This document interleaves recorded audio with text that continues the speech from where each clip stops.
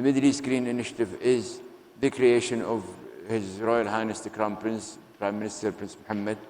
He feels so extremely passionate about it. And actually, we want to, unlike what you have seen, or I will remind our friends from Africa, remember the Green Fund? I mean, still the jury is still about the $100 billion, where some people claim that $83 billion of it was spent, while a lot of people argue that it's only 22 billion over the last, I don't know, God knows, 15 years.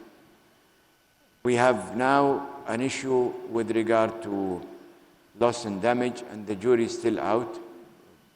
Again, there is talk of a fund that may emerge, but that emergency of that fund may be created within the context of the World Bank, where they will use the so-called fifth three, which is, by the way, 17% of the money, if it's collected and voluntary, will be consumed by the World Bank for administrative costs and what have you.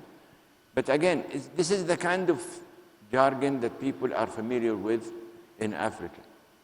Lots of promises without real deliverables. I ask so many of our colleagues in Africa, have you received anything of that climate fund?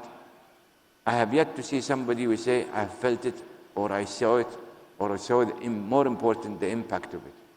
Because of that, we're choosing a different approach.